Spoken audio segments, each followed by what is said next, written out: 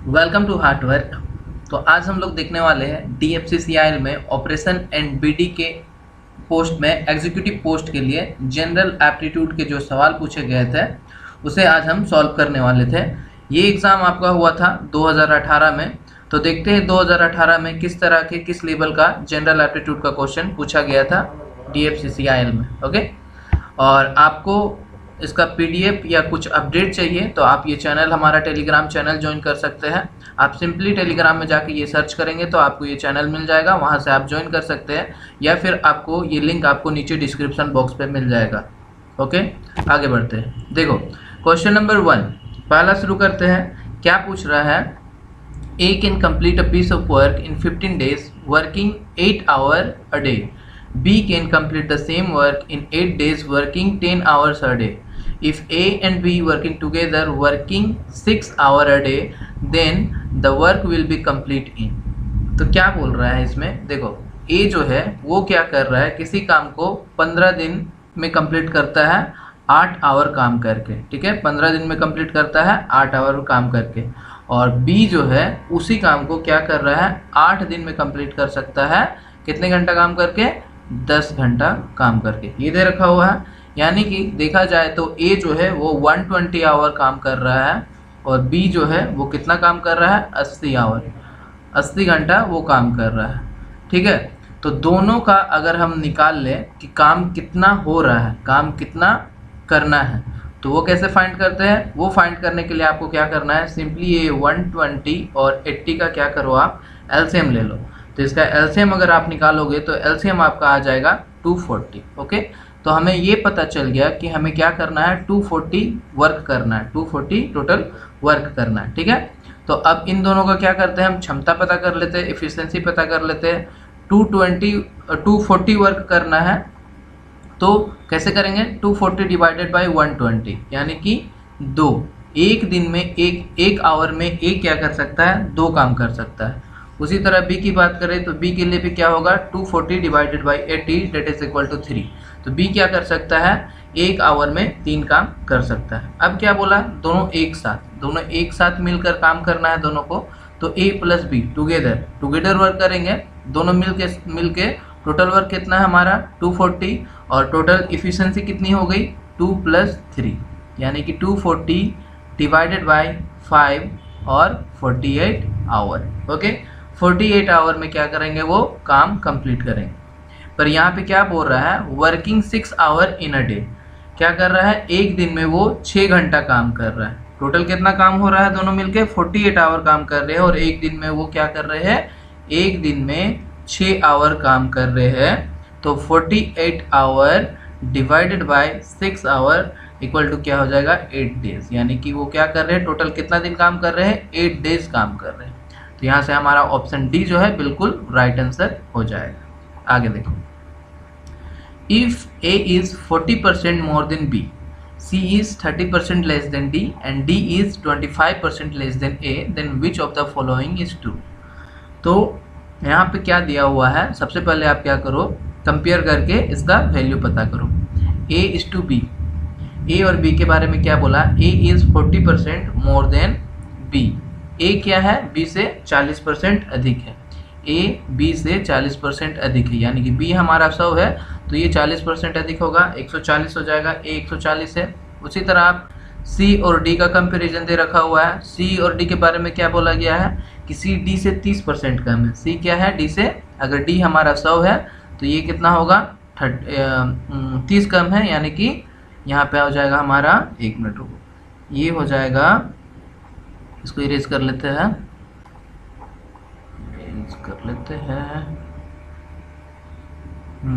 तो ये हमारा हो जाएगा, क्या है, कितना कम है, 30% कम है, यानी कि ये हो जाएगा हमारा 70। और D और A के बारे में क्या कहा गया कि D जो है A से 25% कम है, मतलब ये अगर 100 है तो ये कितना होगा, 75 होगा। और इसे हम क्या लिख सकते हैं, इसे हम लिख सकते हैं 7:5 लिख सकते हैं। ओके, और यहाँ पे इसे क्या लिख सकते हैं, इसे हम लिख सकते हैं 7:10 लिख सकते हैं। इसे क्या लिख सकते हैं, इसे हम लिख सकते हैं 25 के टेबल से 3:4 ये लिख सकते हैं। ठीक है, तो अब देखो रेशियो में है तो रेशियो में है तो इसे हम लिख सकते हैं A B equal to A by B equal to 7/5 हो जाएगा ये, ठीक है। और ए का वैल्यू अगर हम यहाँ से फाइंड करें तो ये आ जाएगा हमारा 7/5 और इंटू में बी, ये मान लो आप इक्वेशन नंबर 1। आगे क्या बोला इन दोनों का देखते हैं। सी बाई डी की बात करें, सी बाई डी हमारा क्या हो जाएगा 7/10 और सी का वैल्यू निकाले इससे तो 7/10 डी हो जाएगा, इसे आप मान लो इक्वेशन 2।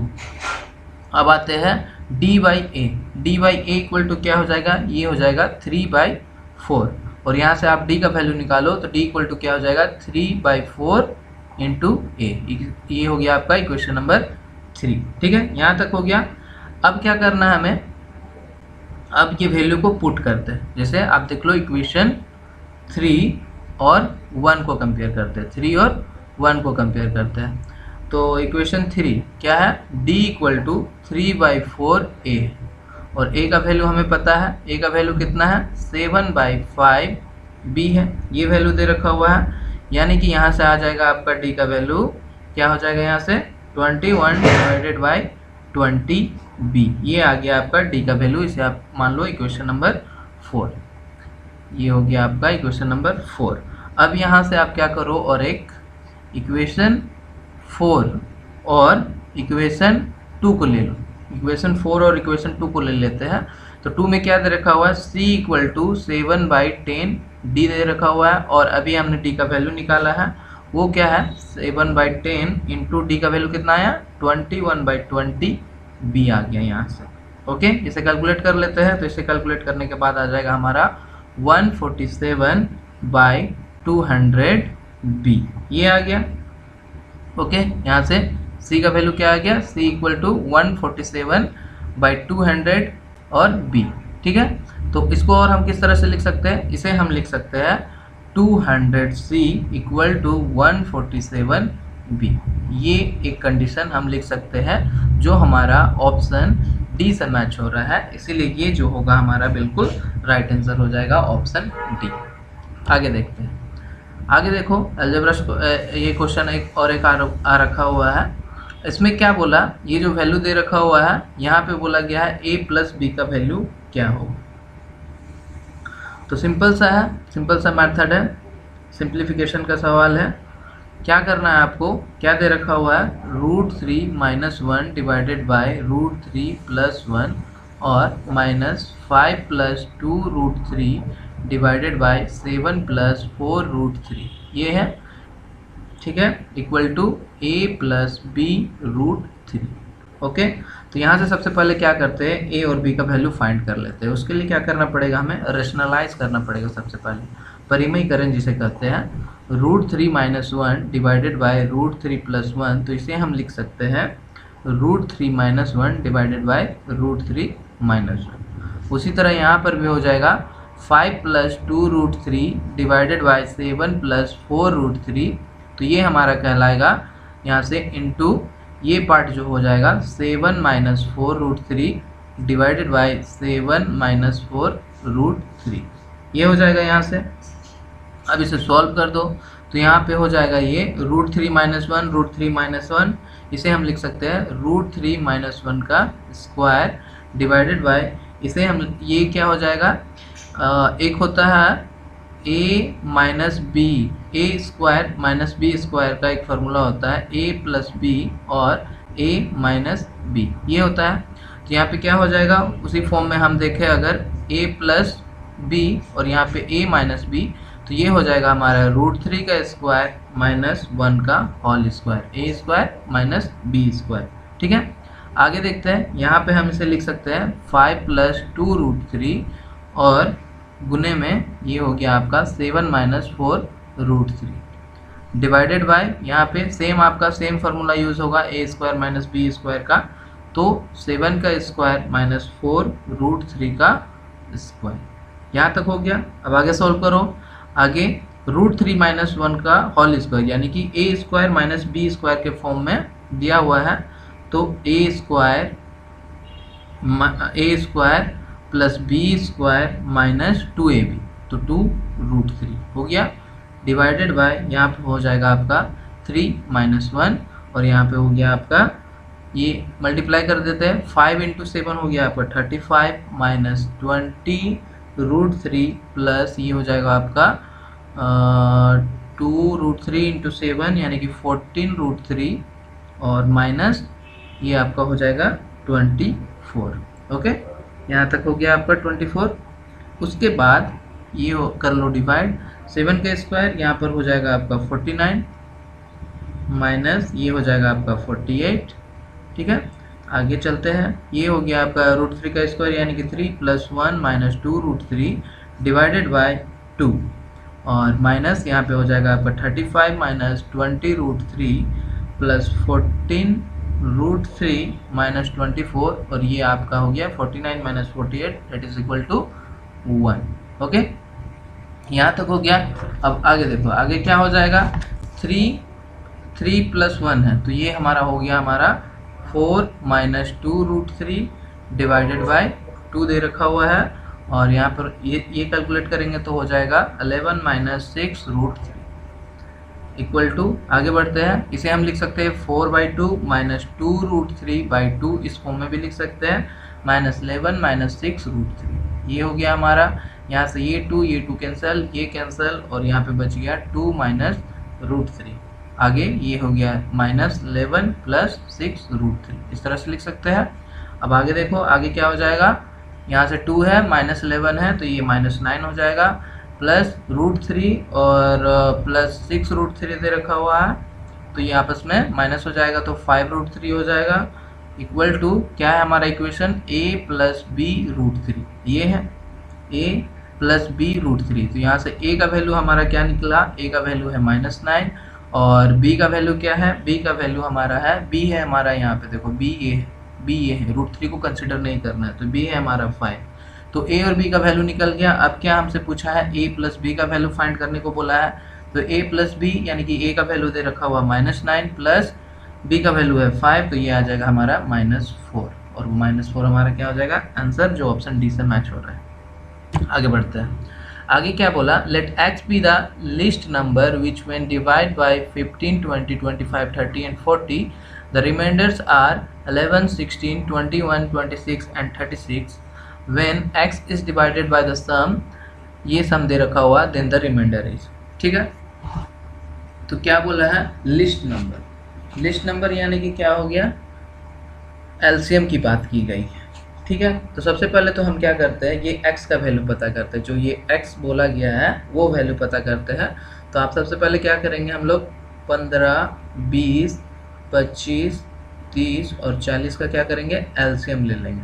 तो एलसीएम ले लेते हैं, ये 2 से चला जाएगा, यहाँ पे आ जाएगा आपका 15, 10, 25, यहाँ पर भी 15 और ये हो जाएगा आपका 20। आगे देखो, ये फिर से 5 से जाएगा, 3, 2, यहाँ पे 5 और ये हो गया आपका 3 और ये 4 बार में। उसके बाद फिर अगेन 3 से जा रहा है, 1, 3 आपका 1 बार में, ये 2 हो जाएगा। उसके बाद ये 5 अगेन 1 एंड ये 4, ये फिर 2 से होगा 1, ये 1 बार में, ये 5, ये 1 और ये हो जाएगा आपका 2।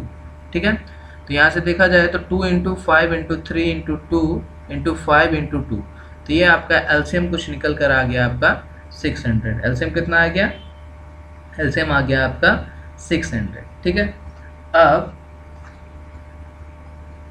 अब क्या है, देखो यहाँ पे क्या बोला गया है कि ये जो है इसका रिमाइंडर क्या आएगा, 11, 16, 21, 26, 36, यानी कि 15 को जब डिवाइड किया जाएगा तो रिमाइंडर आपका 11 आएगा, 20 से जब डिवाइड किया जाएगा तो रिमाइंडर आपका 16 आएगा और 25 से डिवाइड किया जाए तो 21 आएगा। इसी तरह से तो आप किसी एक को भी माइनस करोगे तो वैल्यू आपका निकल कर आ जाएगा। सपोज 15 से अगर डिवाइड किया जा रहा है तो रिमाइंडर आपका 11 आ रहा है, तो 15 में से 11 आप हटा दो, कितना आ गया, 4। उसी तरह क्या बोला, 20 से 20 में रिमाइंडर क्या आ रहा है, 16, क्या आ रहा है, 4। अगेन 25 में 21 आ रहा है, अगेन 4। तो ये चीज़ क्या होता है, कॉमन होता है। तो क्या आ गया आपका, ये आ गया आपका 4। तो x का वैल्यू, जो x हमें डिवाइड करना था, x का वैल्यू क्या हो जाएगा, जो एलसीएम आया हमारा 600 माइनस 4 कर दो तो ये आपका आ जाएगा 596 आ गया। अब आगे क्या बोला गया है कि जो x है यानी कि 596 है उसको इस सम से विभाजित किया जाए तो शेषफल आपका क्या आएगा। तो सबसे पहले तो सम निकाल लो, 15 + 20 + 25 + 30 + 40 इक्वल टू ये निकल कर आ जाएगा 130। अब क्या करो, 596 जो x का वैल्यू है 596 divided by 130 that is equal to, इसे कैलकुलेट करेंगे तो आ जाएगा ये 76। Okay, option C. आगे बढ़ते हैं। आगे क्या बोला, in determining the HCF of two numbers by the method of long division. HCF निकालने का एक मेथड होता है फैक्टर करके और एक होता है डिवीजन रूल। तो डिवीजन रूल करके जब HCF निकाला जा रहा है तो लास्ट डिविजर जो बच रहा है वो आ रहा है 63 और जो क्वेसेंट है वो बिगिनिंग हो रहा है आपका 1315 इस तरह से। तो दो नंबर का HCF लिया गया है उसका सम क्या होगा वो हमें पता करना है। ठीक है, तो देखो क्या है, सबसे पहले तो कैसे होता है मेथड। अगर आपका मान लो यहाँ पे क्या है, दो नंबर है, हमने मान लिया वो क्या था, A और B था। HCF हमें निकालना है दो लोगों का योग निकालना है जो HCF है हमारा नंबर का। तो ये दो नंबर है हमारा A और B, ये हमने मान लिया। तो लॉन्ग मेथड क्या होता है, जब हम क्या करेंगे A से B को डिवाइड कर रहे हैं तो उस केस में क्या हो रहा है, यहाँ पे 1 आ रहा है क्वोशेंट, और उसके बाद क्या हो रहा है यहाँ पे आपका अगेन जब सेकेंड यहाँ पे रिमाइंडर आपका C आ जा रहा है, उस केस में क्या होगा, अगेन ये A जो होगा उसको फिर से डिवाइड करना पड़ेगा। तो इस केस में आपका क्वोशेंट आ जा रहा है 3 और यहाँ पे अगेन आपका रिमाइंडर आ गया D, और D से क्या हो रहा है, इस C को हमें क्या करना पड़ेगा, डिवाइड करना पड़ेगा। तो इस केस में 1 आ रहा है और अगेन लास्ट में क्या हो रहा है 63 यहाँ पे आ रहा है डिविजर, और ये D जो है यहाँ पे आ जाएगा डिविडेंड के पास, और इस केस में क्या आ रहा है हमारा क्वोशेंट आ रहा है 5 और यहाँ पे रिमाइंडर हो जाएगा 0। तो हमें बस इस A और B का वैल्यू हमें क्या करना है, पता करना है। तो फॉर्मूले की बात करें तो फॉर्मूला क्या होता है, dividend equal to divisor into quotient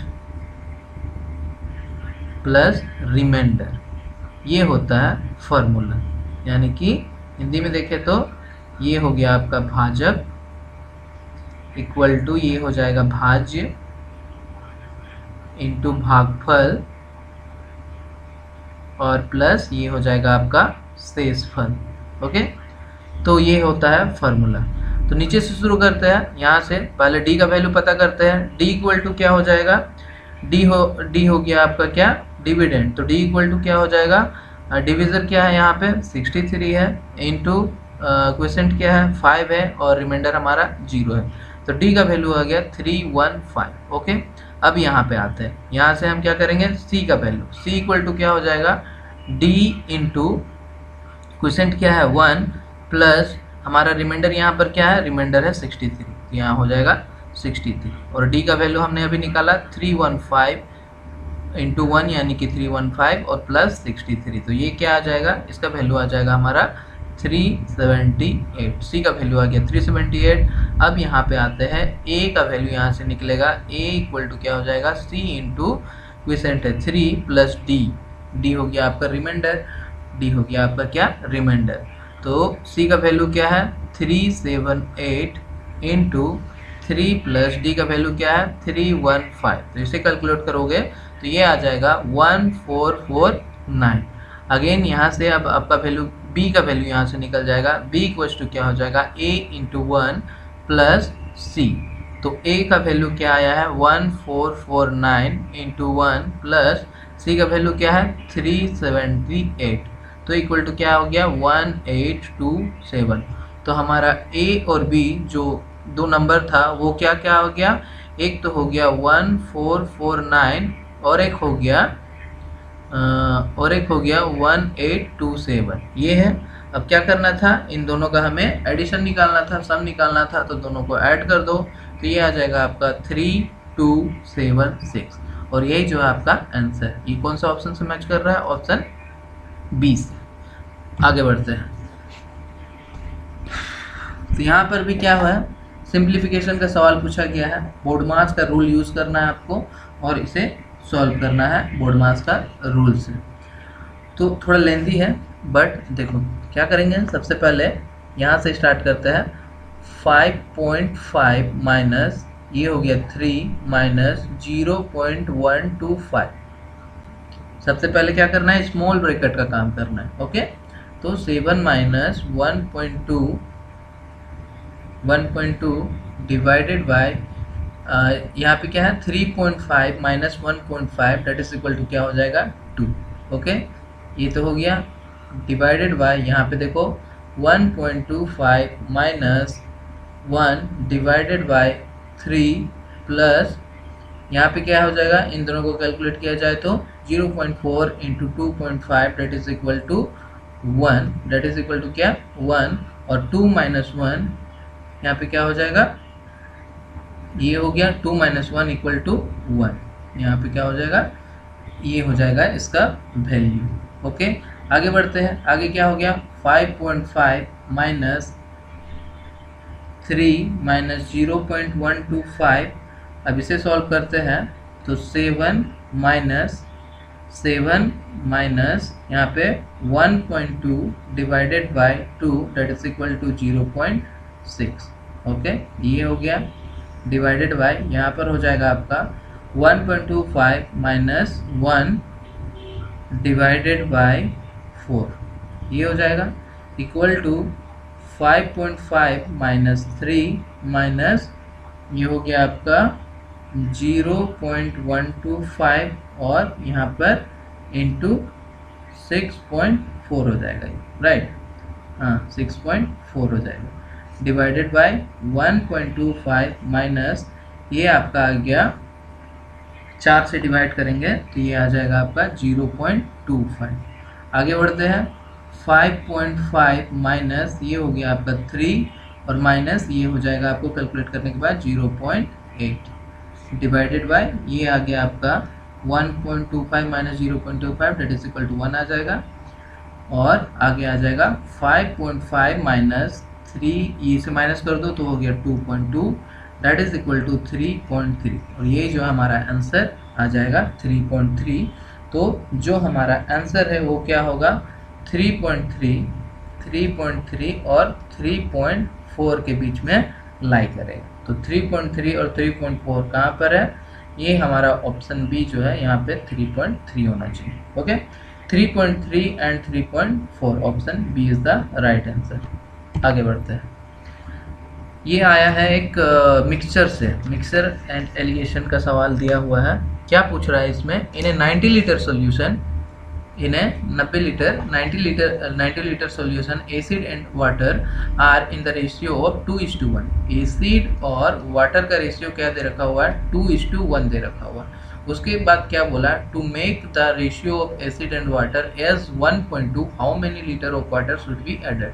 तो 1:2 रेशियो बनाने के लिए कितना वाटर इसमें और मिक्स करना पड़ेगा। ठीक है, तो देखो जो रेशियो दे रखा हुआ है उसमें देखा जाए, इसे मिक्स किया जाए तो मिक्स करने के बाद क्या आएगा 3 लीटर, टोटल क्या आएगा 3 लीटर। पर क्वेश्चन में हमें क्या बोला है, ये कितना का सॉल्यूशन है 90 लीटर सॉल्यूशन, 90 लीटर का सॉल्यूशन है, यानी कि इससे कितना गुना ज़्यादा हो गया, इससे ये 30 गुना ज़्यादा हो गया। ठीक है, 30 गुना ज़्यादा हो गया, तो ये एसिड जो है इससे 30 गुना ज़्यादा होगा और वाटर जो है इससे 30 गुना ज़्यादा होगा, यानी कि ये हो गया आपका 60 लीटर और ये वाटर हो गया इसमें 30 लीटर का। ठीक है, अब देखो अब क्वेश्चन में क्या बोला, जो हमारा एसिड और वाटर है कितना है 60 डिवाइडेड बाई 30। इसमें क्या करना है आपको, वाटर मिलाना है जिससे वाटर ऐड करने के बाद क्या होगा, ये हमारा रेशियो कुछ 1/2 आना चाहिए। तो इससे हम क्या करेंगे 120 हो गया यहाँ पर, ये 30 प्लस x हो गया, तो यहाँ से x का वैल्यू हमारा निकल गया 120 minus 30 that is equal to 90 litre. तो 90 लीटर वाटर हमें क्या करना पड़ेगा, मिलाना पड़ेगा। Option C is the right answer. आगे देखो, आगे और एक सवाल है तुम्हारा सिंपल सा, इसमें क्या करना है x और y का वैल्यू हमें क्या करना पड़ेगा, पहले पता करना पड़ेगा, तब जाके आगे सॉल्व करना पड़ेगा। तो रेशियो में है तो इसे हम लिख सकते हैं 2x plus 3y divided by 3x plus 5y equal to 18/29, ये हम लिख सकते हैं। आगे सॉल्व करते हैं तो 29 2x plus 3y equal to हो जाएगा आपका 18 3x प्लस 5y। इस तरह से लिख सकते हैं। अब इसे मल्टीप्लाई कर दो तो ये हो गया आपका 58x प्लस ये हो जाएगा 87y इक्वल टू ये हो जाएगा आपका 54x प्लस 90y। आगे दोनों को ऐड कर देते हैं, x को x तरफ ला देते हैं, 4x minus 54x equal to 90y minus 87y। अब दोनों को माइनस कर दो तो ये हो गया हमारा 4x इक्वल टू ये हो जाएगा 3y। यहाँ से हमें x by y equal to आ गया 3/4 और x इज टू y आ जाएगा हमारा 3/4। ठीक है, तो x और y का वैल्यू निकल गया। अब आगे सॉल्व कर देते हैं। हमसे क्या पूछा है, 4x square plus 3y square divided by 3x square minus y square का वैल्यू क्या होगा। तो पुट कर दो वैल्यू। 4x का वैल्यू क्या है 3 का स्क्वायर हो जाएगा प्लस 4 का स्क्वायर हो जाएगा डिवाइडेड बाय 3। यहाँ पे x का वैल्यू क्या है, x का वैल्यू है हमारा 3 का स्क्वायर प्लस y का वैल्यू क्या है 4 का स्क्वायर। ठीक है, आगे हो जाएगा हमारा 4 into 9 plus 3 into 16 divided by 3 into 9 minus 16। Okay, यहाँ पे क्या है माइनस है, यहाँ पे माइनस है तो माइनस 16। तो यहाँ पे हो गया आपका 36 plus 48 divided by 9 27 minus 16 equal to क्या आ गया हमारा 84/11। तो इसका वैल्यू क्या आ गया 84/11 और इसे हम रेशियो में लिखेंगे तो कैसे लिखेंगे 84:11। ये हो गया answer, option D is the right answer. आगे बढ़ते हैं। आगे अगेन सिंप्लीफिकेशन करना है। सिंप्लीफिकेशन फिर से आपको क्या करना है, बोर्ड मास का रूल लगाना है।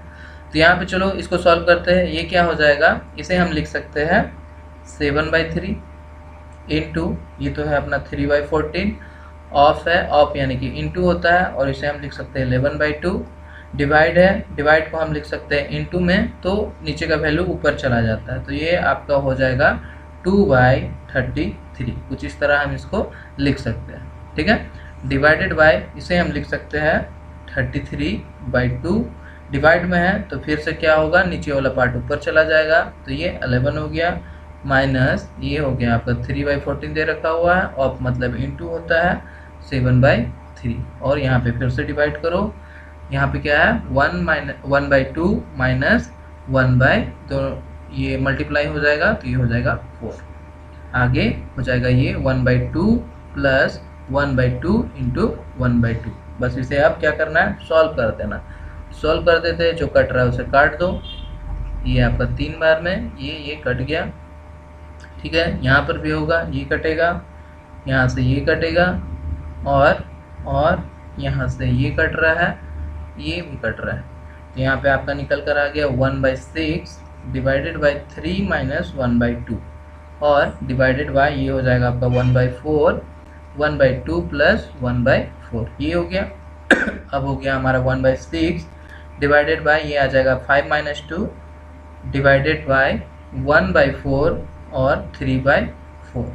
तो इसे हम लिख सकते हैं 1/6 इंटू 2/5 डिवाइड में है इसीलिए 2/5 और डिवाइडेड बाय 1/4 इंटू 4/3। यहाँ से ये कट गया, यहाँ से ये कट गया तो आगे हमारा क्या आ गया, और इसे कैलकुलेट करने के बाद आ जाएगा ये हो गया 2 और 3 यानी कि ये हो जाएगा 30 नहीं 1/15 इक्वल टू 1/15 डिवाइडेड बाय 1/3 और इसे हम लिख सकते हैं 1/15 इंटू 3/1 और इक्वल टू 1/5। ये हो जाएगा हमारा answer 1/5। Option C is the right answer. आगे बढ़ते हैं, क्वेश्चन नंबर 10 में आते हैं। तो यहाँ पे क्या बोल रहा है, a fraction becomes 7/8 if 5 is added to the both numerator and the denominator, but when 3 is added to the both numerator and denominator becomes 6/7 the sum of numerator and denominator. ये पूछा गया है। तो सपोज a/b फ्रैक्शन है, इसमें क्या बोल रहा है, अगर इसमें 5 ऐड किया जाए a बी दोनों में अगर 5 ऐड किया जाए तो ये क्या हो जा रहा है 7/8 हो जा रहा है। ठीक है, तो इसे सॉल्व करो, ये हो जाएगा हमारा 8a + 40 इक्वल टू 7b + 35।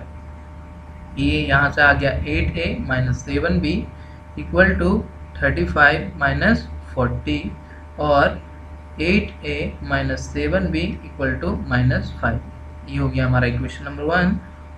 ठीक है, और एक क्या बोल रहा है, और एक इसमें बोला गया है कि अगर इसमें 3 ऐड किया जाए, a/b जो था इसमें अगर 3 ऐड किया जाए तो ये आ जाएगा 6/7। तो यहाँ से भी 7a + 21 इक्वल टू 6b + 18 ये हो जाएगा, और 7a - 6b इक्वल टू 18 - 21।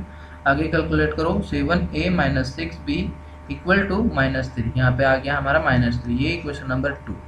अब इन दोनों से क्या करेंगे, a और b का वैल्यू हम पता कर लेंगे। कैसे, इक्वेशन 1 और इक्वेशन 2 को इक्वेट करके।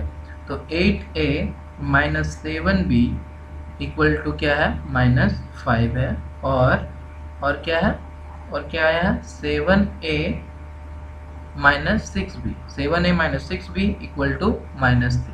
ठीक है, तो क्या करते हैं, इन दोनों को इक्वल बनाया जाता है। तो इक्वल करने के लिए 6 से मल्टीप्लाई, इसे 7 से मल्टीप्लाई, तो यहाँ पर आ जाएगा हमारा 48a - 42b इक्वल टू -30 और 49a - 42b इक्वल टू -21। ये हो गया। अब ये इसका साइन चेंज कर दो, ये माइनस हो जाएगा, ये प्लस हो जाएगा, ये प्लस हो जाएगा। ठीक है, ये दोनों आपस में कट गया। यहाँ से आ गया आपका -a equal to -9, minus minus cancel. तो a का वैल्यू क्या आ गया, a का वैल्यू आ गया 9। अब b का वैल्यू निकाल लेते हैं कोई भी इक्वेशन में पुट करके। तो इक्वेशन 1 में पुट कर देते हैं, 8a - 7b इक्वल टू क्या है -5। तो 8 × 9 - 7b इक्वल टू -5 और 72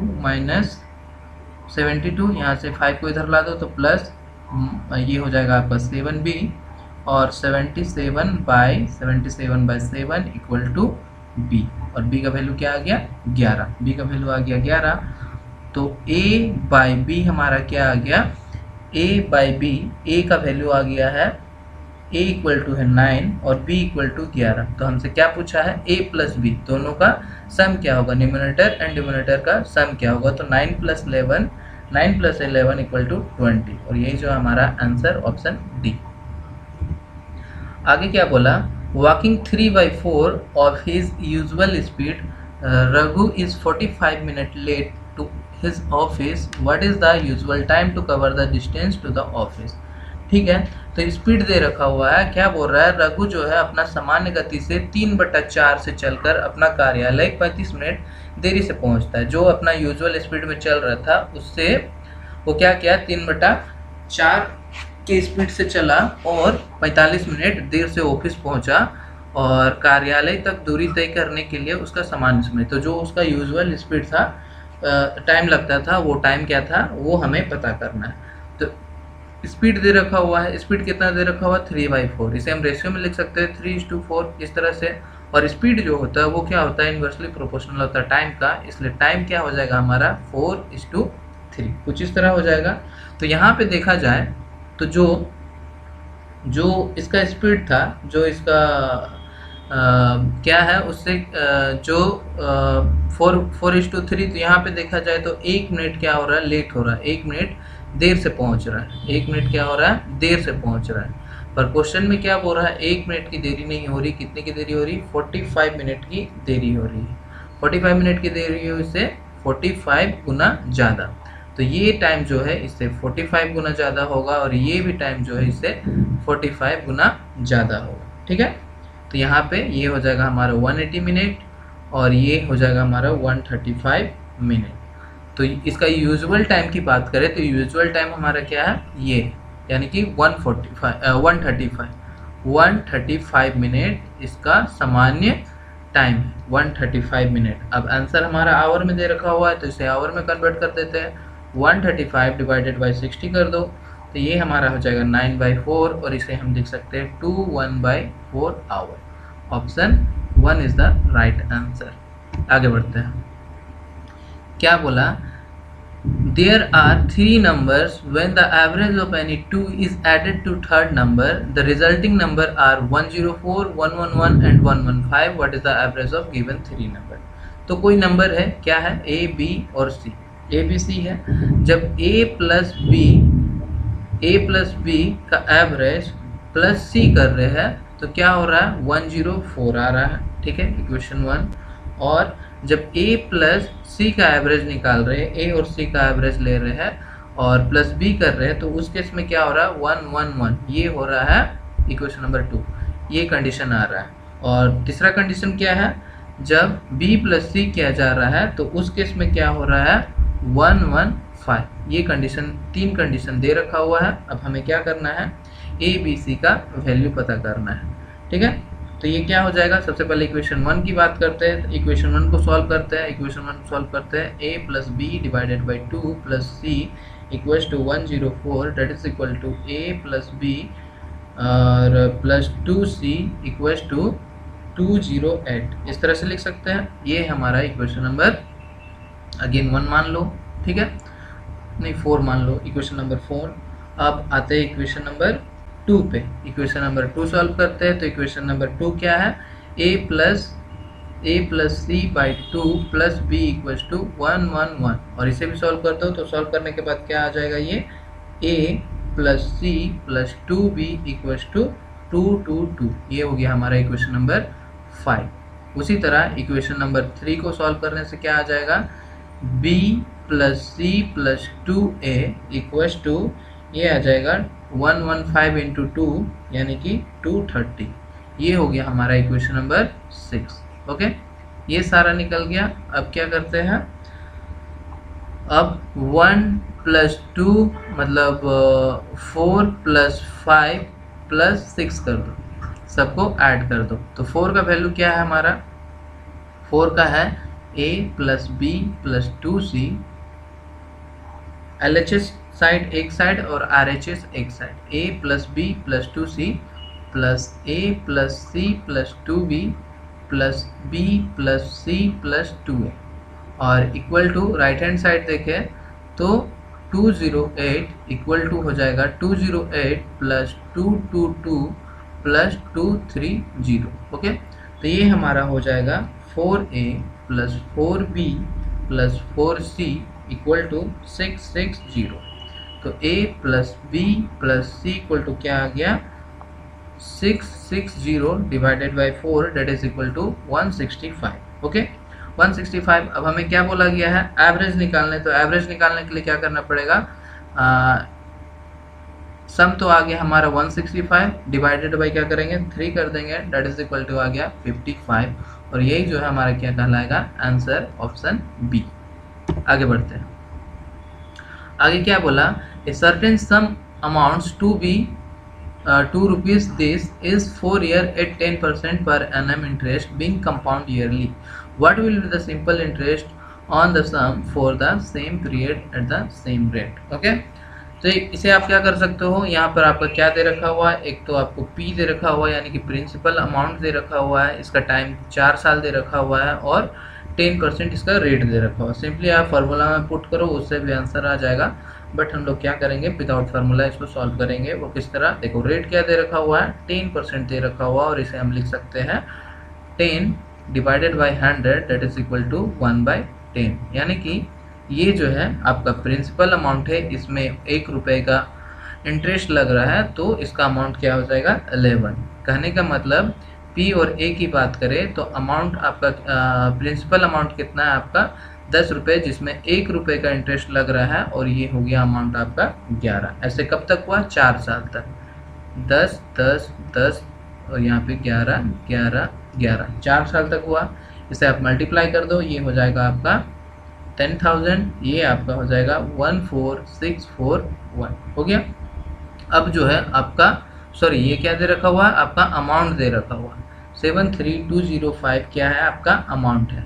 तो यहाँ पर देखो हमने जो कैलकुलेट किया उससे हमारा अमाउंट क्या निकल कर आया 14641, पर क्वेश्चन में क्या दे रखा हुआ, अमाउंट कितना दे रखा हुआ है 73205 अमाउंट दे रखा हुआ है। इससे कितना गुना ज़्यादा हो गया दोनों को कंपेयर कर दो। 73205 डिवाइडेड बाई 14641 जब आप करोगे तो ये आ जाएगा आपका 5 में से, ये चला जाएगा 5 में से, तो 5 गुना ज़्यादा है। इसीलिए जो हमारा प्रिंसिपल है वो भी 10,000 ना होके इसे 5 गुना ज़्यादा यानी कि 50,000 आ जाएगा। ठीक है, अब प्रिंसिपल पता है आपको। अब सेम रेट और सेम टाइमिंग में आपको सिंपल इंटरेस्ट फाइंड करना है। तो सिंपल इंटरेस्ट इक्वल टू क्या हो जाएगा, P into R into T divided by 100। P का वैल्यू हमारा आ गया कितना, 50,000। आर हमारा पता ही है 10 है, और टाइम कितना है, टाइम दिया हुआ है 4 साल का। ठीक है, तो इसे सिंपली सॉल्व कर दो। इसे सॉल्व करने के बाद जो आंसर आएगा वही हमारा क्या कहलाएगा, आंसर। तो 20,000 क्या हो गया हमारा answer. Option A is the right answer. आगे बढ़ते हैं। आगे क्या बोला, 2 pipe A and B can fill an empty tank in 10 hours and 14 hours respectively. If both the pipes are opened, then it takes 1 hour 20 minutes. अगर more to fill the tank due to the leakage at the bottom. क्या A और B दो एक टंकी को 10 our और 40 our में भर सकते हैं? अगर दोनों एक साथ ओपन किया जा रहा है तो लीकेज होने के कारण ये क्या कर रहा है, 1 घंटा 20 मिनट ज़्यादा टाइम ले रहा है। तो जो लीकेज हो रहा है उसे अकेले खोल दिया जाए तो कितना टाइम लगाएगा वो। ठीक है, तो सबसे पहले क्या है, ए क्या कर रहा है, ए 10 घंटा में कर सकता है, बी क्या कर सकता है, 40 घंटा में भर सकता है। ठीक है, तो टोटल की बात करें तो इसका एलसीएम ले लो आप 40 और 10 का। तो इसका एलसीएम निकालने से आपके पास क्या आ जाएगा, 40। तो 40 लीटर पानी पूरा भरना है। ठीक है, तो यहाँ पे 4 और 1, इसकी क्षमता क्या हो गई, ए क्या करेगा, एक बार में 4 लीटर भर सकता है 1 घंटा में, और बी क्या कर सकता है, 1 घंटा में 1 लीटर भर सकता है। ये हो गया। अब दोनों मिलकर जब काम करेंगे टुगेदर, ए प्लस बी दोनों एक साथ ओपन किया जाएगा तो टोटल कितना भरना है आपको, 40 लीटर। दोनों की क्षमता क्या है, 4 + 1। टोटल क्षमता की बात की जाए तो 4 + 1 दैट इज इक्वल टू 5। तो 40/5 आवर इतना टाइम वो लगाएगा। पर क्या हुआ, लीकेज होने के कारण जो ये 40/5 आवर वो लगा रहे थे उसमें क्या हुआ, 1 आवर + 20 मिनट ऐड हो गया। 1 आवर + 20 मिनट और ऐड हो गया, इतना टाइम वो लगा लीकेज के कारण। तो इसे आप कैलकुलेट करो तो 8 आवर + 1 आवर मिनट में है, तो इसे कन्वर्ट कर देते हैं आवर में। तो ये हो जाएगा हमारा 1/3 आवर। ठीक है, 1/3 आवर। और इसे लिख सकते हैं 9 + 1/3 आवर और 27 + 1/3 और 28/3 आवर। तो टोटल टाइम कितना ले रहा है, 28/3 आवर वो टाइम ले रहे हैं। जो वो कितना टाइम ले रहे थे दोनों, 40/5 आवर टाइम ले रहे थे। ठीक है, तो जो लीकेज हुआ, लीकेज के कारण जो टाइम लगा वो कितना लगा, 28/3 आवर टाइम लगा। अब मान लो जो टंकी था, जो लीकेज हो रहा था वो सी था। सी क्या करता है, सी x आवर में क्या कर सकता है, टंकी को खाली कर सकता है। ठीक है, तो 1 आवर में उसकी वर्किंग का पता करें हम लोग तो क्या हो जाएगा, 1/x हो जाएगा। 1 आवर में वो क्या कर सकता है, 1/x लीटर वो काम कर सकता है। ठीक है, और उसी तरह a + b का जो वर्किंग टाइम था वो कितना था, 40/5 आवर में वो क्या कर सकता था, भर सकता था। तो इन लोगों का 1 आवर का अगर हम लोग वर्किंग निकाले तो वो क्या हो जाएगा, 5/40 ये हो जाएगा। तो यहाँ पे देखा जाए तो a + b - c, टंकी खाली कर रहा है इसलिए -c हो जाएगा। तो टोटल टाइम हमारा लग रहा है 18/3। उसी तरह अगर हम लोग वर्क की बात करें, यहाँ पे इसका टाइम देखो क्या है, 40/5 मिनट आवर ले रहा है, माइनस सी कितना, x ले रहा है, x आवर ले रहा है, इक्वल टू 28/3। अब इसकी वर्किंग की बात करें वर्क का, तो ये हो जाएगा 5/40 माइनस 1/x इक्वल टू 3/20। अब सिंपली इसको सॉल्व कर देते हैं। तो सॉल्व करने के बाद क्या आ जाएगा, 5/40 माइनस 3/28 इक्वल टू 1/x। ठीक है, तो इसे आप सॉल्व करोगे तो x का वैल्यू आपका क्या निकल कर आएगा, 56 आवर। और यही जो हमारा क्या हो जाएगा answer, option C is the right answer. आगे बढ़ते हैं। आगे क्या बोला, from a group of 12 men 12 पुरुषों का एक समूह है जिसमें 2 आदमी का एज दे रखा हुआ है 28 और 32, जिसको रिप्लेस किया जा रहा है 2 वुमेन के साथ जिसका एज जो है वो सेम है। 2 औरत के साथ उन लोगों का रिप्लेस किया जा रहा है और ये वुमेन का एज सेम है, ठीक है।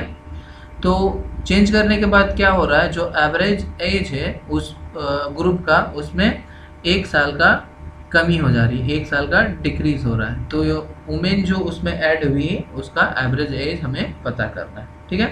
तो सबसे पहले देखो क्या था, 12 लोगों का समूह है जिसका एवरेज एज हमें पता नहीं है। तो मान लो वो एवरेज एज क्या था, x था। तो इन लोगों का सम निकाले तो सम क्या हो जाएगा, 12x हो जाएगा। 12 लोगों का जो एवरेज एज है x, उसके साथ इसका अगर हम लोग समीशन निकाले तो क्या हो जाएगा, 12x हो जाएगा। इसमें क्या हो रहा है, 2 लोगों को हटाया जा रहा है, किसको, 28 और 32 ईयर वाले को हटा दिया जा रहा है, ठीक है। दूसरा बात करते हैं, अगेन 12 का ही ग्रुप है बट इसमें क्या हो रहा है, 2 वुमेन को लाया जा रहा है। तो उसमें क्या हो रहा है, ये जो एवरेज एज था समूह का उसमें डिक्रीज हो रहा है 1 साल का। 1 साल का क्या हो जा रहा है, डिक्रीज हो जा रहा है, 1 साल का डिक्रीज हो जा रहा है। तो इस केस में अगर इसका समेशन देखें तो हो जाएगा 12x - 1, ओके। और वो भी कब, जब यहाँ से हम माइनस कर दे, मतलब ऐड ही हो रहा है बट यहाँ से हमें क्या करना पड़ेगा, वो एज जो है वुमेन का एज है उसे माइनस करना पड़ेगा। तो दोनों वुमेन का एज जो है क्या है, मान लो y है वुमेन का एज, तो दोनों वुमेन का तो y ही होगा, यानी कि इसे हम लिख सकते हैं 2y, okay. y + y 2y, इस तरह से यहाँ पे लिख सकते हैं, हो गया। तो अब देखो, अब क्या है, दोनों पार्ट तो इक्वल ही है, 12x - 28 + 32 और इक्वल टू 12x - 1 - 2y, ये हो जाएगा। बस इसे सॉल्व कर देना है। 12x - 60 equal to 12x - 1 - 2y, ये है। तो 12x - 60 equal to 12x - 12 - 2y, यहाँ से 12x कैंसिल हो गया, -60 + 12 इक्वल टू -2y और -48 इक्वल टू -2y, ये minus minus cancel, y equal to क्या आ जाएगा, 48/2 दैट इज इक्वल टू 24। तो वुमेन का एज कितना निकल कर आ गया, वुमेन का एज निकल कर आ गया 24 साल की औरत है। तो इसमें क्या करना है, एवरेज निकालना है दोनों का। तो 24 + 24 / 2 कर देंगे और ये हो जाएगा हमारा, अगेन वही है, 2 × 24 / 2, यानी कि 24 ही हमारा क्या आएगा answer. Option A is the right answer. आगे बढ़ते हैं। आगे क्या बोला कि समान भुजाओं वाले एक त्रिभुजाकार खेत है। एक क्या है, एक खेत दे रखा हुआ है समबाहु, जिसकी भुजा जो है सेम है, यानी कि वो समबाहु के शेप में है, ठीक है। और दूसरा क्या बोल रहा है, एक त्रिभुजाकार पार्क है जिसका भुजाओं का वैल्यू दे रखा हुआ है 50 मीटर, 80 मीटर और 120 मीटर, ठीक है। और ये क्या है, 3/√5 गुना के बराबर है, किसके, इस समबाहु के क्षेत्रफल के। तो इसमें बोल रहा है 105 रुपये प्रति मीटर की दर से मैदान के चारों ओर बाड़ लगाने की लागत क्या होगी, ये हमें पता करना है। तो ये हो गया आपका एरिया ABC, समबाहु जो है इसे हमने मान लिया PQR, ये क्या है, पार्क है, ठीक है। तो इसके बारे में क्या बोला गया, जो एरिया दे रखा हुआ है ABC का, ट्रायंगल का, वो क्या है, 3√5 गुने है किसके, एरिया ऑफ ट्रायंगल PQR का। ये क्वेश्चन में दे रखा हुआ है। अब देखो ट्रायंगल का एरिया किस तरह से निकालते हैं, ये निकलता है √S S - A S - B और S - C, ये होता है फॉर्मूला। इसमें S का वैल्यू क्या होता है, A + B + C / 2, ये होता है वैल्यू, ठीक है। तो ट्रायंगल PQR की बात करें, ट्रायंगल PQR में S का वैल्यू, परिमाप जो है वो क्या हो जाएगा, S = A 50 + 80 + 120 / 2, that is equal to हो गया आपका 250 / 2 और 125 मीटर। S का वैल्यू आ गया। अब S का वैल्यू आ गया तो यहाँ से क्या होगा, हमारा एरिया निकल जाएगा PQR का। तो ट्रायंगल पी क्यू आर का वैल्यू क्षेत्रफल की बात करें तो वो हो जाएगा, एस हमारा आ गया 125 मीटर, 125 माइनस ए कितना है 50, और 125 माइनस बी है हमारा 80, 125 माइनस सी है हमारा 120। ये हो जाएगा, इसे बस कैलकुलेट कर दो। तो इसे कैलकुलेट कर देते हैं। इसे कैलकुलेट करने के बाद हमारा आ जा रहा है 1/√125 इंटू 75 इंटू 45 इंटू 5 आ जाएगा। इसे आप तोड़ के भी लिख सकते हो। 125 को हम क्या लिख सकते हैं, 5 इंटू 5 इंटू 5 इंटू 5। ओके, 75 को हम क्या लिख सकते हैं, 25 इंटू 3 और 5 इंटू 5 इंटू 3, इस तरह से। उसी तरह 45 को भी हम लिख सकते हैं 9 × 5 = 45, राइट। और 9 को हम लिख सकते हैं 3 इंटू 3 इंटू 3, और यहाँ से हो जाएगा 5 है इंटू 5 इंटू 5, इस तरह से हो जाएगा इसे तोड़ने के बाद। तो यहाँ से एक 5, यहाँ से एक 5, यहाँ से एक 5, यहाँ से एक 3, और सॉरी यहाँ पे क्या है 45 है, तो 45 9 इंटू 5 होगा, 9 इंटू 5, और 9 को 2 ही पार्ट में लिख सकते हैं, इसलिए एक 3 यहाँ पे नहीं होगा। ठीक है, तो ये हो गया।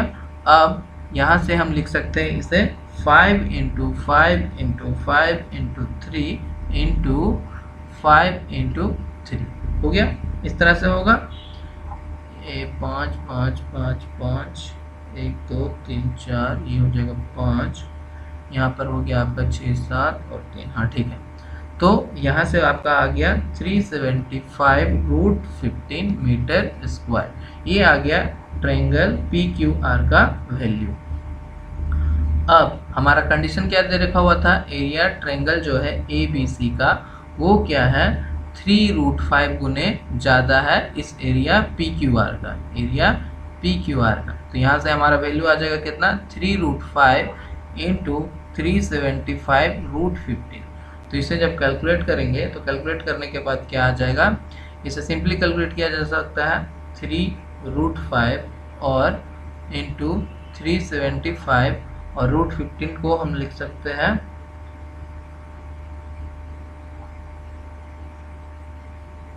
15 मल्टीप्लाई हो जाएगा यहाँ पे 375 इंटू 3 इंटू 375 और 15 इंटू 5 और 15 इंटू 5 3 इंटू 5 इंटू 5, कुछ इस तरह से इक्वल टू ये हमारा आ गया 5625√3 मीटर स्क्वायर, ये आ जाएगा इसका एरिया। ठीक है, अब हमें क्या करना है, अब हमें परिमाप निकालना है। अब हमें सबसे पहले क्या करना पड़ेगा, समबाहु त्रिभुज का एरिया निकल गया, एरिया निकल गया तो यहाँ से क्या होगा, हमें इसका भुजाओं का वैल्यू पता चल जाएगा। वो कैसे, समबाहु त्रिभुज का जो क्षेत्रफल होता है वो होता है √3/4 का ए स्क्वायर, ए यानी कि भुजा का स्क्वायर। क्षेत्रफल हमारा कितना आ गया 5625 है, क्षेत्रफल दे रखा हुआ है √3 इक्वल टू √3/4 ए स्क्वायर। तो यहाँ से √3 कैंसिल हो गया, ये मल्टीप्लाई करो तो ये हो जाएगा आपका 22500 इक्वल टू ए का स्क्वायर, और ए इक्वल टू रूट करना होगा, रूट करने के बाद 150 मीटर। तो एक भुजा क्या हो गया 150 मीटर, ये आपका क्या है 150 मीटर, ये भी 150 मीटर, ये भी 150 मीटर। अब इसमें क्या करना है आपको 105 रुपए के लागत से आपको इसका बाड़ लगवाना है इसके तीनों ओर।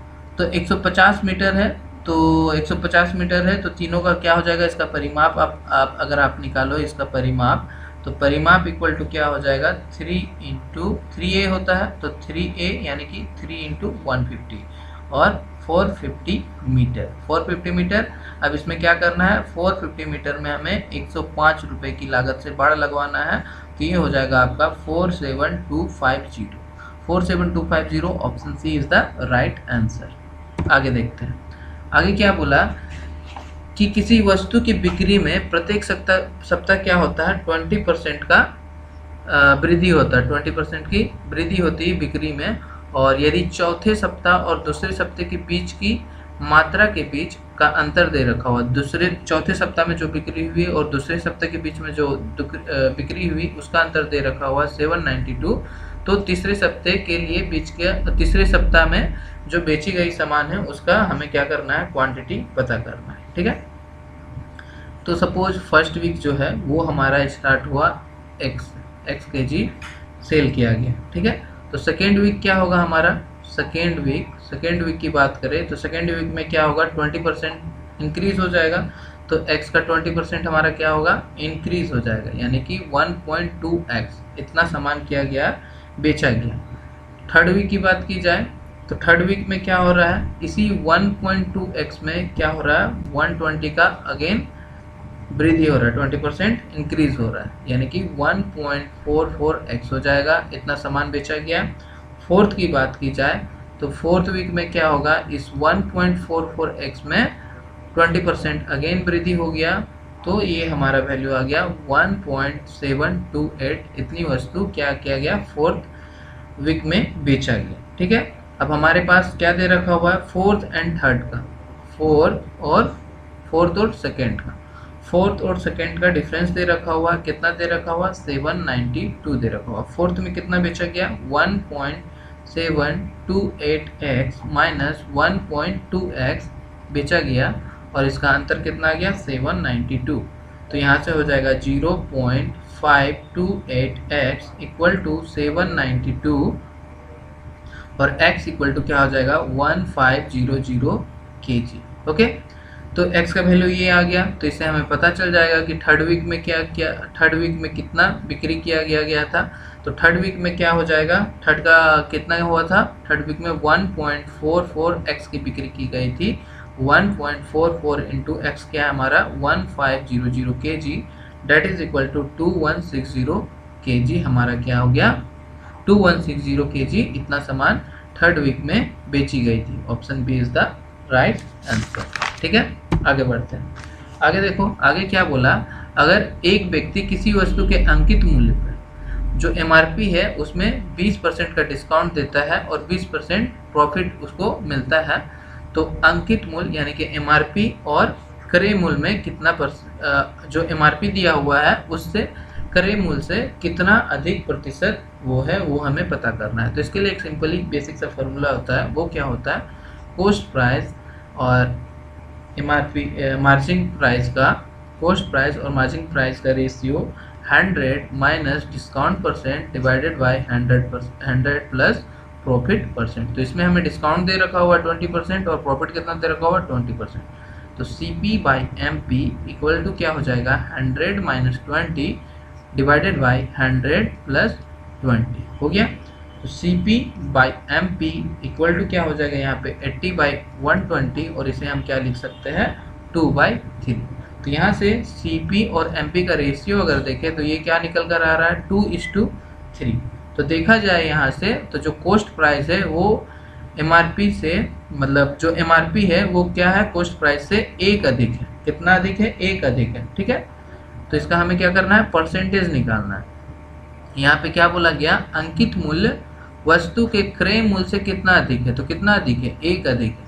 किससे, क्रय मूल्य से। क्रय मूल्य कितना दिया हुआ है, 2। इसका परसेंटेज के लिए इंटू 100 कर देंगे तो ये क्या आ गया, 50%। यही जो हमारा answer option B is the right answer हो जाएगा। आगे देखो, आगे क्या बोला, रेखा ने 12% प्रति वर्ष चक्रवृद्धि ब्याज पर 24,000 रुपये की राशि ऋण ली। चक्रवृद्धि ब्याज 3 वर्ष के लिए, 3 वर्ष के लिए वो क्या करती है, ऋण लेती है 24,000 का 12% के रेट पर। और उसने क्या किया, पहला साल में इतना पेमेंट किया, दूसरे साल में इतना पेमेंट किया, तो तीसरे साल में उसे कितना पेमेंट करना पड़ेगा ये हमें पता करना है। ठीक है, तो रेट की बात करें, रेट कितना है, 12% रेट लग रहा है, राइट, 12% रेट लग रहा है। तो इसे हम क्या लिख सकते हैं, 12/100, कुछ इस तरह लिख सकते हैं। तो ये हमारा कहलाता है प्रिंसिपल अमाउंट। इसमें ये 12 रुपये का इंटरेस्ट लग रहा है। ठीक है, 12 रुपये का इंटरेस्ट लग रहा है, तो जो हमारा अमाउंट है वो क्या हो जाएगा, 100 प्लस 12 हो जाएगा। तो प्रिंसिपल और अमाउंट की बात करें तो ये हमारा 100 है और ये क्या हो जाएगा, 12 रुपये का इंटरेस्ट लग रहा है, तो 112 रुपये हो जाएगा। ये बात हो रही है फर्स्ट ईयर की। तो फर्स्ट ईयर में प्रिंसिपल हमारा 100 है, पर क्वेश्चन में क्या बोल रहा है, कितना दे रखा हुआ है, 24,000 जो है हमारा प्रिंसिपल अमाउंट दे रखा हुआ है। इससे कितना गुना ज़्यादा हो गया, 240 गुना ज़्यादा। तो 240 गुना ज़्यादा हो गया, इसलिए अमाउंट भी हमारा 112 ना होकर इससे 240 गुना ज़्यादा होगा। तो ये कितना हो गया, 26880, यानी कि एक साल में जो रेखा को कितना पेमेंट करना होता है, 26,880, पर उसने कितना का पेमेंट किया, 6,880 का पेमेंट किया। तो कितना अमाउंट बच गया, 20,000 जो है अमाउंट बच गया। अब सेकेंड ईयर की बात करें तो सेकेंड ईयर में जो प्रिंसिपल हो जाएगा वो कितना हो जाएगा, 20,000, ठीक है, विद द सेम रेट, और सेम रेट है। तो अगेन क्या हो जाएगा, पी हमारा यहाँ पे 100 है और 12 का इंटरेस्ट लग रहा है, तो 112 हो जाएगा। पर क्वेश्चन में मतलब यहाँ पे हमारा सेकेंड ईयर में हमारा प्रिंसिपल कितना निकल कर आया, 20,000, इससे कितना गुना ज़्यादा, 200 गुना ज़्यादा। तो ये भी 112 ना होके इससे 200 गुना ज़्यादा होगा, यानी कि कितना हो जाएगा, 22400, इतना रुपए उसको दूसरे साल पे करना पड़ेगा। पर वो पे करती है कितना, 5400 ओनली पे करती है। तो कितना बच गया अब अमाउंट हमारे पास अमाउंट बच गया 70,000। तो थर्ड ईयर में हमारा जो प्रिंसिपल अमाउंट हो जाएगा वो कितना हो जाएगा, थर्ड ईयर में 17,000। यहाँ पे सेम रेट है इसलिए ये हो जाएगा 100, ये हो जाएगा 112। तो देखो यहाँ पे प्रिंसिपल कितना है, 17,000 दे रखा हुआ, इससे कितना गुना ज़्यादा हो गया, 170 गुना ज़्यादा, इसलिए ये भी क्या होगा, इससे 170 गुना ज़्यादा होगा। और ये वैल्यू क्या हो गया, 919040, यानी कि थर्ड ईयर में रेखा को 19,040 रुपये का भुगतान करना पड़ेगा। और यही हमें फाइंड करने को बोला था, तो ये हमारा ऑप्शन सी से मैच कर रहा है, इसलिए ये हो जाएगा हमारा आंसर। आगे क्या बोला कि एक रेलगाड़ी है जो एक खंबे को 15 सेकंड में पार कर दे रही है और 340 मीटर लंबे प्लेटफॉर्म को 40 सेकंड में पार कर दे रही है, तो ट्रेन की लंबाई क्या है। तो देखा जाए तो दोनों केस में क्या है, दोनों का स्पीड क्या है, सेम, ठीक है, दोनों का स्पीड सेम है। तो स्पीड इक्वल टू क्या होता है, डिस्टेंस बाय टाइम होता है, डिस्टेंस बाय टाइम होता है। पहला केस में क्या हो रहा है, डिस्टेंस हमें पता नहीं है, टाइम दे रखा हुआ है 15 सेकंड का। दूसरे केस में क्या बोल रहा है, 350 मीटर लंबा प्लेटफॉर्म है, 350 मीटर प्लस जो डिस्टेंस है वो हमें पता नहीं, लेंथ हमें ट्रेन का पता नहीं, ठीक है। यहाँ पर भी इसे आप लेंथ बोल सकते हैं, इसे भी आप लेंथ बोल सकते हो, इसे आप लेंथ बोल सकते हो। तो 350 प्लस लेंथ जो ट्रेन का लेंथ है, डिवाइडेड बाय, इस केस में टाइम कितना दे रखा हुआ, 40 सेकंड का, तो बस इसे काट दो, 15 और 40 को ये कट जाएगा आपका 3 और 8 बार में। और इसे कैलकुलेट करने के बाद आ जाएगा 8L equal to 1050 plus 3L, कुछ इस तरह आएगा। तो 8L minus 3L equal to 1050 और 5L इक्वल टू 1050। तो यहाँ से आपका L का वैल्यू क्या आ गया, 1050 divided by 5, that is equal to 210 metre. Okay, तो ये हमें लेंथ फाइंड करने को बोला था, तो ट्रेन का लेंथ क्या निकल कर आया, 210 मीटर, ऑप्शन बी, ठीक है। तो DFCCIL के एग्जीक्यूटिव पोस्ट में ऑपरेशन एंड बीडी का जो 2018 में एग्जाम हुआ था उसमें ये एप्टीट्यूड का क्वेश्चन पूछा गया था। इसी तरह का लेवल होता है, थोड़ा मॉडरेट लेवल कह सकते हैं आप। तो और भी इस तरह के सवाल हम लोग आगे की क्लास में सॉल्व करेंगे। तो मिलते हैं नेक्स्ट क्लास में, तब तक के लिए अगर आपको ये वीडियो अच्छा लगा हो तो इसे लाइक करना, अपने फ्रेंड्स के साथ शेयर करना, और अभी तक चैनल को सब्सक्राइब नहीं किया हो तो प्लीज़ सब्सक्राइब करना। और आपको प्रीवियस ईयर का PDF चाहिए तो हमारा टेलीग्राम ज्वाइन कर सकते हो, वो उसका लिंक आपको नीचे डिस्क्रिप्शन बॉक्स पे मिल जाएगा। Thank you.